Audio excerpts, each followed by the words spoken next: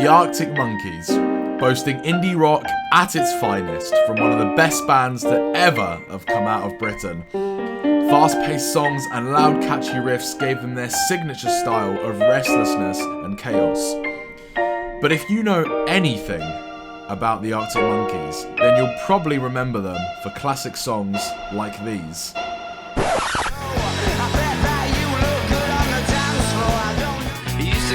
Fishnets, now you only get it in your night dress.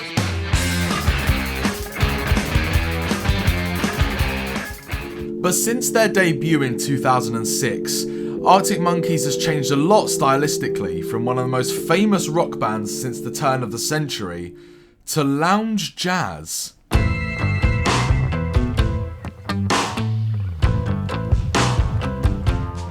Dance in my underpants, I'm gonna run for government.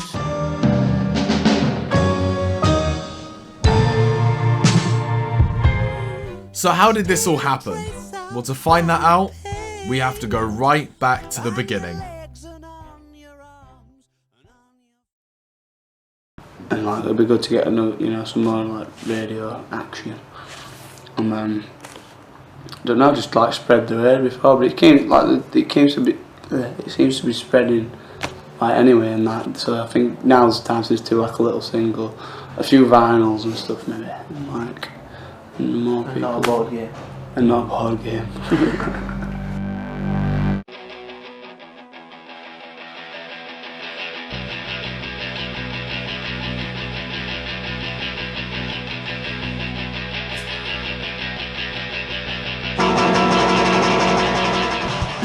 The year is 2003 and Alex Turner, Matt Helders and Andy Nicholson are preparing to perform their first gig in their new band with some help from their mate Jamie Cook. Alex was feeling reluctant about singing, having stepped up to the role after changing the decision to be an instrument-only band, but he knew that he had to push through and give it his all. At the time, Arctic Monkeys were mammals that lived in the cold and nothing more. Nobody knew who they were. But as more and more gigs like these went by, the band started to establish themselves, not just in the community around them, but musically. Alex spoke about past experiences and things that he'd seen and heard growing up in Sheffield, coupled with catchy melodies and a raw rock sound. The track you're hearing in the background is a demo track from their first ever gig, one of the 18 demos that defined the sound of 2006.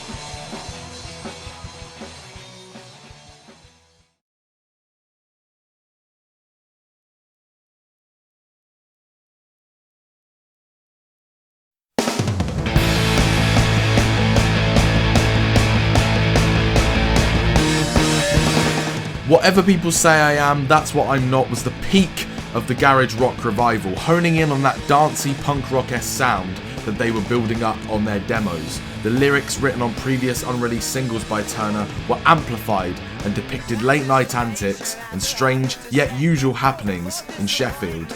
The album is full of fast-paced catchy tunes with ridiculously relatable British lyrics, like A View from the Afternoon, providing a punchy opening and a perfect representation of what's to come throughout the album.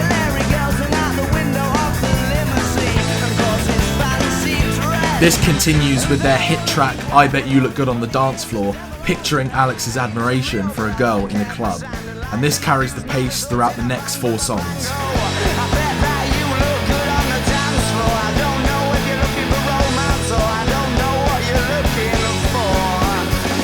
Track 7, Riot Van, provides a slow and sombre midpoint, expressing the need for a calm amongst the storm.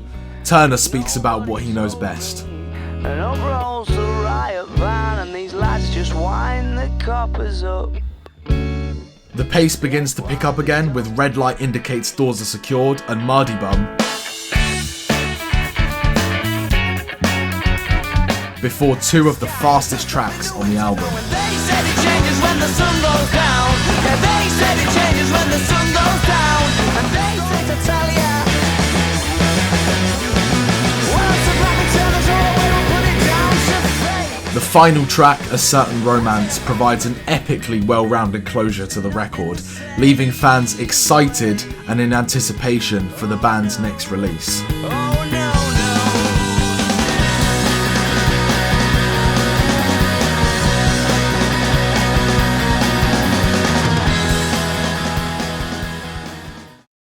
wouldn't have to wait very long.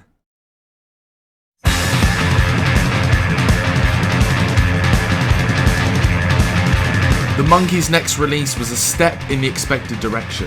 The heavy tracks just got heavier, and the quieter moments that appeared on their last record almost disappear entirely on Favourite Worst Nightmare. Sporadic riffs, complex bass, and super fast drums replace the sounds of Sheffield and make way for a sonically advanced band, and this is certainly evident the more of it you listen. The breakneck speeds of Brianstorm open the record and set the atmosphere for the inner workings of the new Arctic Monkeys.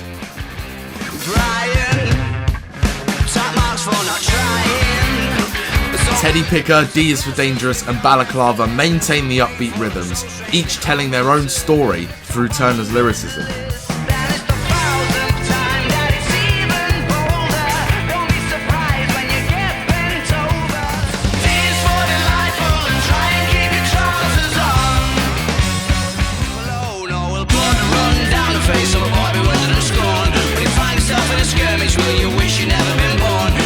The tempo slows for Fluorescent Adolescent.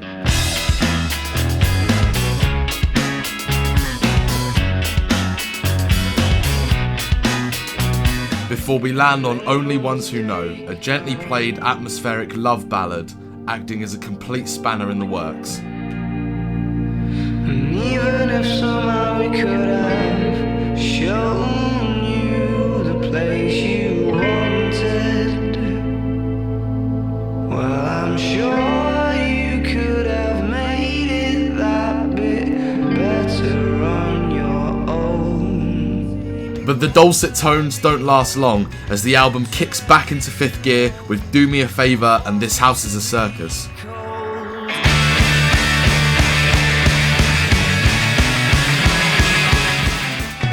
This house is a circus, berserk as fuck. We tend to see that as a perk, though look what it's been. If You Were There Beware follows a similar path as the previous two songs.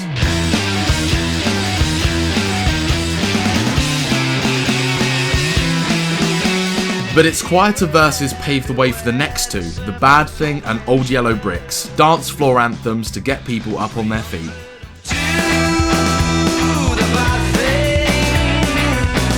Take off your wedding ring. Old yellow bricks loves the risk. Quite a little escapologist. And finally, arguably the most well-known song on the entire record, 505, providing a closure to an amazing second album that some would describe as, well, ascending.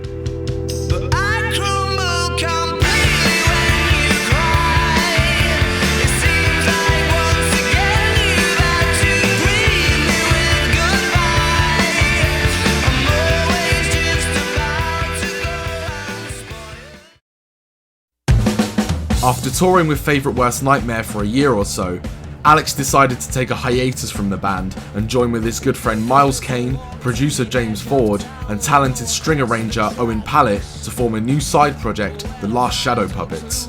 This, I believe, is where the change in the Arctic Monkeys stemmed from. Turner came to realise he could express himself in ways he hadn't thought he would, experimenting with new sounds with the help of London's Metropolitan Orchestra. It's standing next to me. It's standing next to me. Looking back from the present, you can see the similarity to songs from The Car and Tranquility Base Hotel and Casino, a decade before either of those came into concept. I can still remember when your city smelled exciting. The boys toured with the Shadow Puppets and even debuted a few demos of what would be the leading songs in the Monkees' third studio album.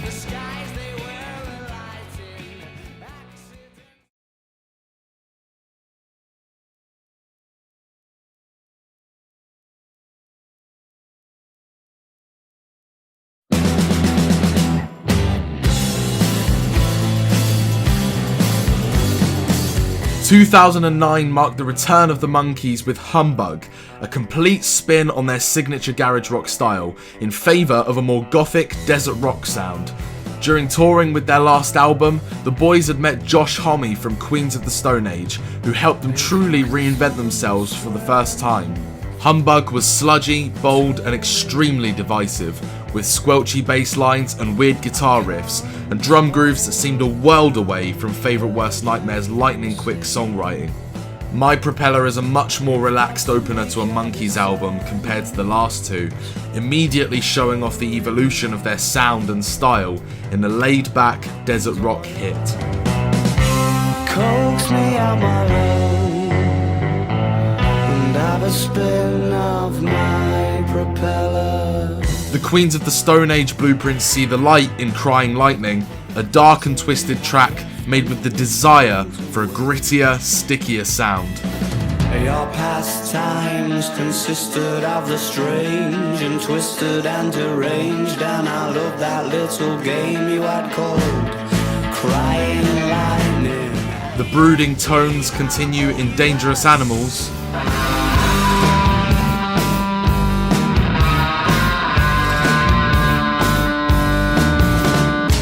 and the tempo follows through to Secret Door, a song that manages to combine a light-hearted groove with a still consistently sinister undertone.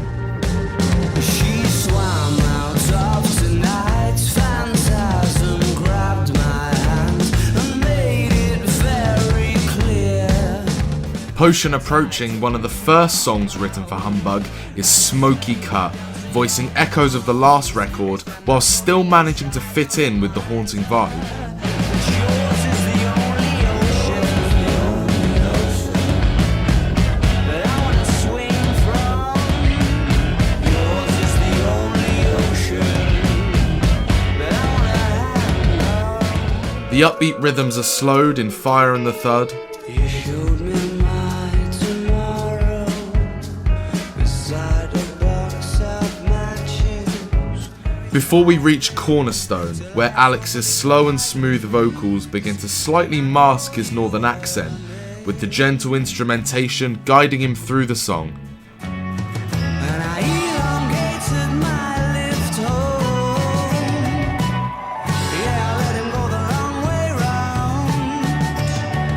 I smelt your scent on the seatbelt and kept my shortcuts to myself. The melancholic atmosphere returns with Dance Little Liar, in which it's clear Alex has tried to express his lyrics in a more personal way. I heard the truth was built to bend, a mechanism to suspend the guilt is. Seemingly out of nowhere, we get Pretty Visitors, what is still one of the Monkees' heaviest songs to date, with some clear influences from Josh Homme. All the pretty visitors came and waved their arms and cast the shadow of a snake pit on the wall. All the pretty And finally, the first song that Alex wrote entirely at a piano, The Jeweler's Hands, takes a nod at the future and an encompassing glance back at Humbug overall. if you were lessons to teach me, I'm listening, ready to learn. There's no one here to police me, I'm sinking in. Humbug was a crucial stepping stone for the band, going from every bad night out it was possible to have in Britain at the time, to then making Favourite Worst Nightmare in less than a month in December 2007, out of desire to get back out and perform with new material. Although this album was a huge success, Alex described it as shedding skin, the need to just get it out of your system. This time around though, Alex and the band had more time to think about the album, sonically and lyrically. Nobody could predict their next move, and ultimately, these were the sessions out in the Californian desert that changed the band forever.